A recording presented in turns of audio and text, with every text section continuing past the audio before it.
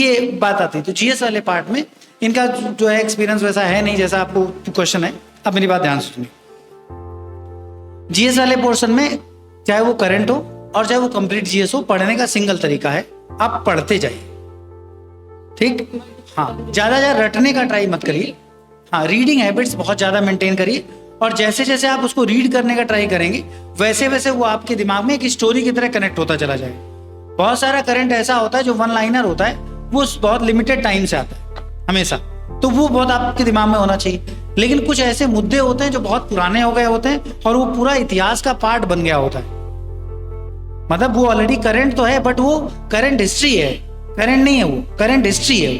तो उसको पूरा करंट किया। जैसे कोई एक घटना हुई, उस घटना पे आज जो हुआ वो नहीं पूछा, उसी से रिलेवेंट 2 साल पहले जो हुआ था वो पूछ लिया गया। तो उनका कहना है 2023 की करंट पूछी, ऐसा नहीं पूछा गया था, पूछा वो तो करंट का ही गया था।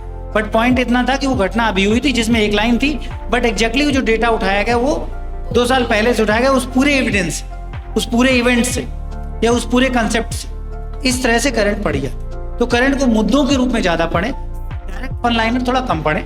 कम पढ़ने से मतलब वो तो आने चाहिए, वो बहुत कम पार्ट होता है। स्टूडेंट रट लेता है कि हाँ ये हुए, ये चुने गए, इनको नोबेल मिला, इनको ये मिला, इनको वो मिला।